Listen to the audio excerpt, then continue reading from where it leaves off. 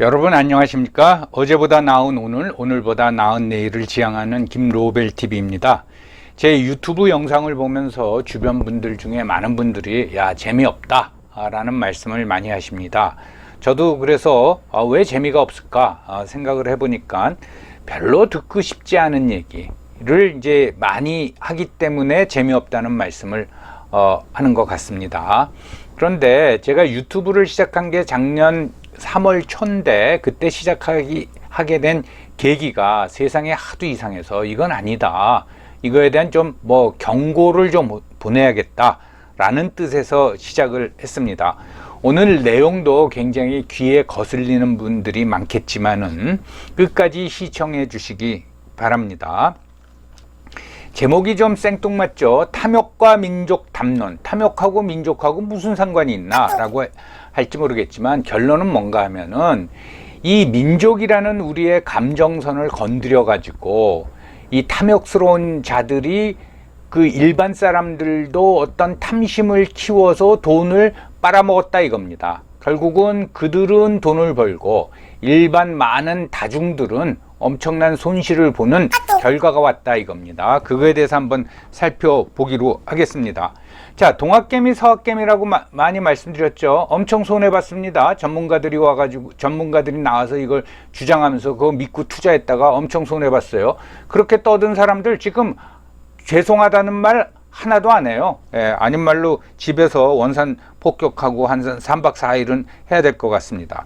그것뿐만 아니라 그 전에는 토착외구가 어쩌고 죽창을 들자 이렇게 선동한 사람들이 있어요. 요걸 교묘히 결합시켜 가지고 또 엄청나게 손해를 봤는데 그 사람들 지금 뭐 하고 있는지 모르겠습니다. 그런데 아직도 정신 차리지 못하고 중학개미가 나왔습니다. 중학개미는 뭐냐? 중국 주식 사자 라고 외치고 있습니다. 참 뻔뻔해요. 이제 이르다간 안드로메다 주식 사자는 얘기까지 나올 것 같습니다. 어쨌든 결과적으로 삼성전자 주가가 오만전자가 됐습니다. 이거 누가 책임져야 하느냐? 결국은 일반 투자가들 또는 개미들이 손해를 본 거 아닙니까? 이거 누가 책임을 져야 되냐? 그것도 한번 생각해 봐야겠습니다. 이런 민족 담론을 이용해서 돈을 챙기는 사람들, 나쁜 사람들이죠. 그러한 그 사람들의 선동에 넘어가는 사람들, 뭐라 그럴까요? 바보라고 표현할 수는 없고 제발 그러지 말자 이 말씀입니다.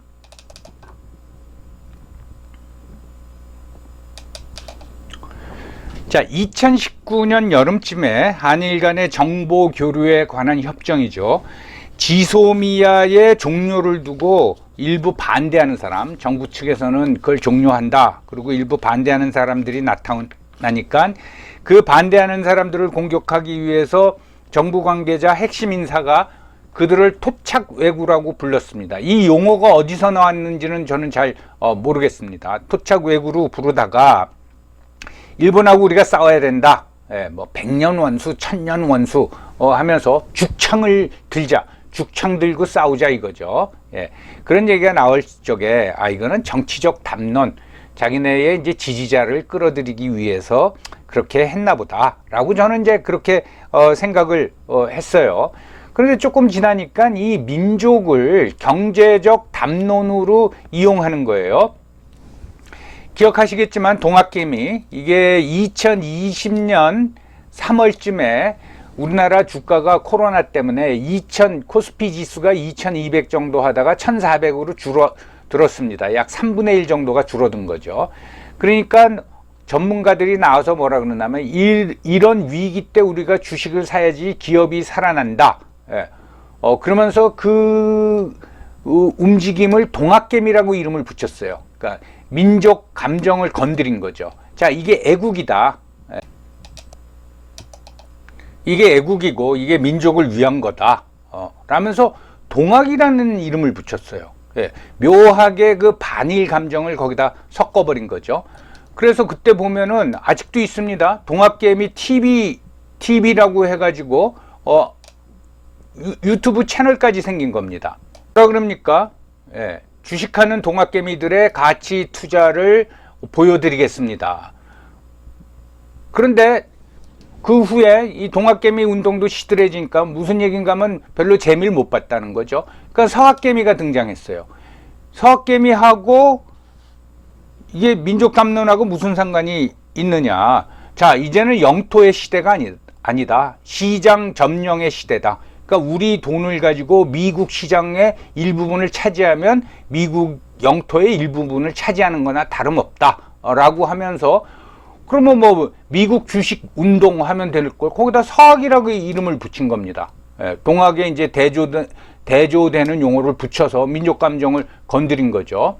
그래서 미국 주식 뭐 TQQQ 어쩌고저쩌고 투자하기 이런 게 또 우죽순처럼 생겼습니다. 그러더니 이제 영끌이 등장하죠. 작년 초 뭐 이때 영끌이 등장하죠. 이때 젊은이들 보고 영혼을 끌어서라도 집을 사라. 그렇지 않으면 벼락거지 된다. 이제 겁까지 주는 겁니다. 이제 공포. 그래서 많은 20대, 30대가 대출을 받아가지고 집을 샀습니다.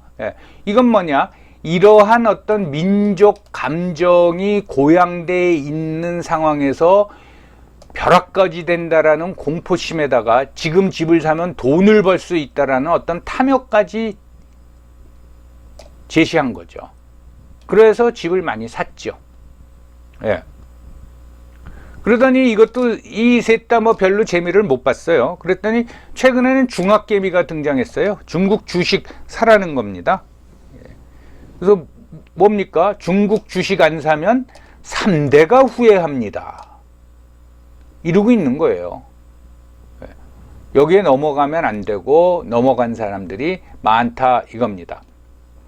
이 밑에 있는 박스 다음 주 국내 최초로 한국 경제버블 지수를 공개합니다. 요거는 영상 말미에 제가 설명드리도록 하겠습니다. 그러면은 몇 년 전서부터 불과 한 2년 정도밖에 안 됩니다. 동학개미 운동, 서학개미 운동, 영끌 운동, 뭐 지금 뭐 중학개미 막 나오는데 결과는 어떻게 됐느냐? 동학개미 대부분 뭐 전부 다는 아니겠죠. 20% 내지 30% 손실 보고 있습니다. 그때 가장 많이 산 주식이 삼성전자인데 최고가가 소위 전고가라 그러죠. 그게 96,000원 하던 게 6월 17일 날 59,600원으로 떨어졌어요. 삼성전자 개인 투자가 즉 개미가 500만 명이라 그럽니다. 그러면 400만 명은 몇십만 원에서부터 몇백만 원, 몇천만 원 손해보고 정말 잠을 못 잘 겁니다. 여러분 주식 해본 분들은 알겠지만 주식이 떨어지면요 계속 주식 창만 쳐다보게 돼요. 다른 일을 못하고 뭐 바라보고 있으면 뭐 오릅니까? 그리고 밤에 잠을 액수가 크면은 밤에 잠을 못 잡니다. 지금 그런 상황이 돼버렸단 말이죠. 서학개미는 어떻습니까? 똑같아요. 20% 내지 30% 이제 손실을 보고 있습니다. 이건 뭐 우리나라 사람들뿐만 아니라 미국 사람들도 마찬가지겠죠. 그래서 나스닥이 전 고점이 16,212였는데 6월 17일 날 1646으로 떨어졌어요. 마이너스 35% 났습니다. 그러니까 다 손실을 봤죠. 그래서 최근 어떤 게 나옵니까? 고위험 상품에 집중 투자, 서학개미들 비명. 예. 눈덩이 손실, 잠 못 드는 서학개미. 미국 시장 점령하러 갔다가 털린 겁니다. 20% 30% 털린 거예요. 미국 사람들한테 돈 갖다 준 거라 이 말입니다. 예. 그러나서 영끌은 아파트 가격이 금년 초서부터 계속 하락하죠. 하락하는 게 중요한 게 아니라 매매가 없답니다. 매매가. 이게 뭐 주식 채널이나 부동산 채널이 아니기 때문에 제가 자세히 말씀을 안 드리겠어요. 그런데 금리는 계속 오르는 거예요. 원리금 상환이 급증하는 겁니다. 그래서 어떤 부분은 좀 그 30대 부부가 좀 무리해 가지고 좀 크게 샀는데 대출을 많이 끼웠다는 얘기죠. 그랬더니 두 사람 수입의 3분의 1을 그거 갚는 데 쓴다라는 거예요. 언제까지? 앞으로 30년 동안. 그 사이에 집값이 오르면 다행이지만 언제까지 버틸 수 있냐 이거죠. 집안 사면 벼락까지 된다고 막 겁주더니만 그 말 믿고 샀더니 진짜 벼락까지 되게 생겼고 아니면은 뭡니까? 30년 동안 금융노예 하게 생겼단 말이죠. 그래서 여기 보면 12억 주고 산 아파트가 9억 됐다. 급금 매도도 안 나가요. 그래서 집 팔려고 그러는데 사는 사람이 없다는 거예요. 그런 와중에 또 일부는 죄송하지만 집값은 오릅니다. 지금 집 사야 하는 이유.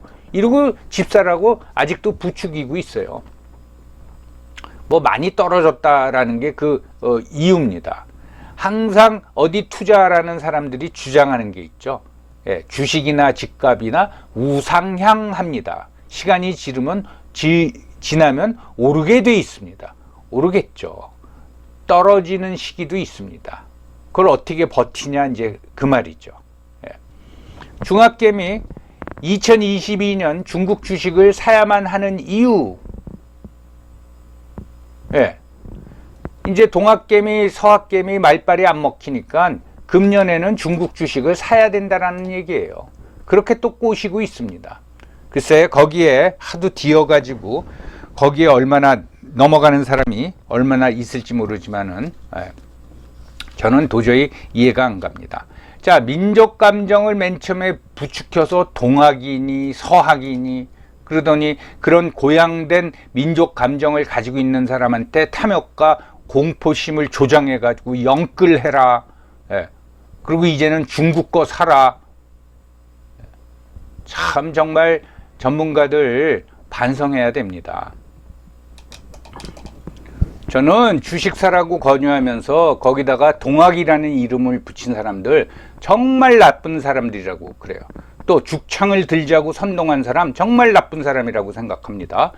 여러분 동학운동 우금치 전투 아시죠? 1994년 12월 그러니까 동학운동 말기죠. 공주에 있는 그 근처에 있는 우금치에서 벌어진 전투인데 이 그림, 이 그림이 그걸 이제 누가 그렸는지 모르지만 묘사했습니다. 그러니까 농민군 한 2만 명이 모였다고 해요. 새까맣게 모였죠. 그리고 이 가운데 있는 분이 아마 전봉준 장군일 겁니다. 그때 지휘관이죠. 농민군은 2만 명 모였는데 관군은 조선군 3,200명, 일본군 200명. 일반적으로 우리는 뭐 일본군이 전부 다인 줄 알았는데 3,400명 중에 일본군은 200명, 조선군은 3,200명 하고 농민군 2만 명 했는데 아주 괴멸을 당했습니다. 괴멸을. 중간에 도망간 사람들도 있지만은 전투가 끝나고 나니까 한 10,000명 이상이 죽었고 그리고 부상당한 사람까지 합쳐서 3,000명만 살았다는 거 아닙니까? 이걸로 괴멸을 당했어요. 예. 참 그런데 동학이라는 거예요.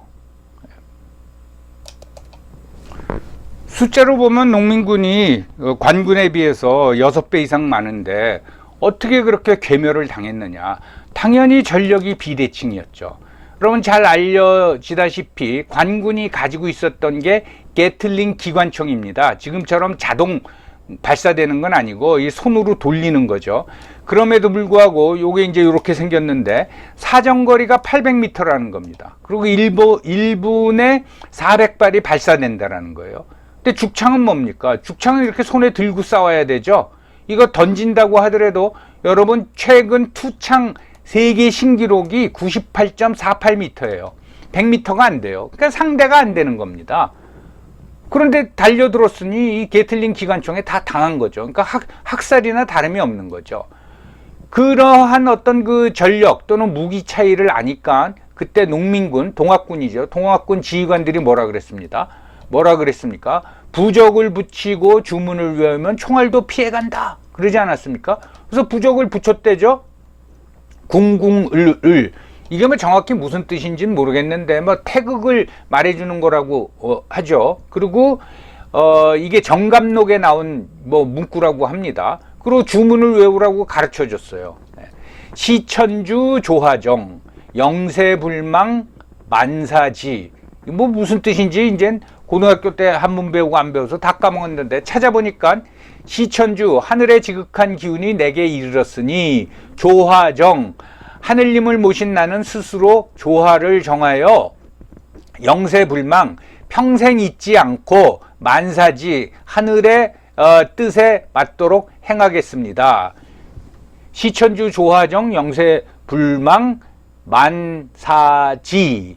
이거 외우다가 전 까먹을 것 같아요. 부적 붙이고 이거 외우면서 달려들었다가 이 게틀링 기관포에 다 당한 겁니다.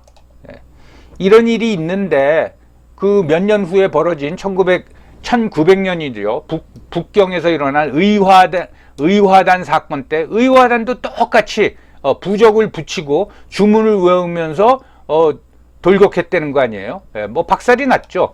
이게 그 당시에 의화단이 붙였던 무슨 부적이라고 합니다. 의화단 사건은 여러분들 그 한참 전에 우리나라에 그 인기를 끌었던 그 황비용 시리즈 있지 않습니까? 이제 그거랑 시기가 이제 비슷합니다.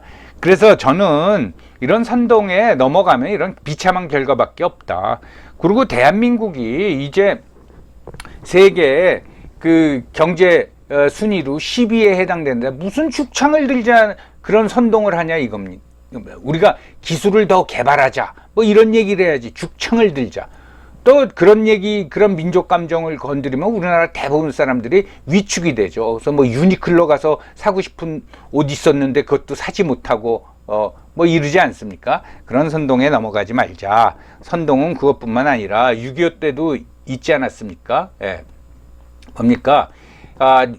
조금 있으면은 인민군이 서울을 점령할 기세였는데 국방부에서 뭐라 그랬어요? 점심은 평양에서 먹고 우리 국군이 저녁은 신의주 가서 먹을 겁니다. 그 녹음한 거 틀어놓고 자기네들은 도망가고 그거 믿고 남은 사람들은 9.28 수복될 때까지 지금 정말 인민군 밑에서 개고생하고 일부는 학살당하고 그러지 않았습니까? 뭐 하여튼 이 시대에 맞지 않는 선동에는 넘어가지 말자, 이제 그런 얘기고요. 마지막으로 게틀링 기관포 발사와 관련된 영상을 보시고 이 1부를 마치도록 하겠습니다. 여러분 2부에서 뵙겠습니다.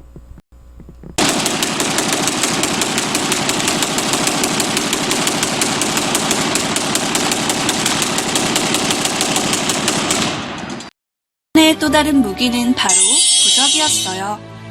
농민군들은 총알을 피해간다는 부적을 흰 옷에 붙이고 주문을 외우면서 적진으로 뛰어갔어요. 하지만 일본군의 신식무기 앞에서는 비장함이 담긴 부적과 주문, 그리고 농민군의 식무기는 아무 소용이 없었어요.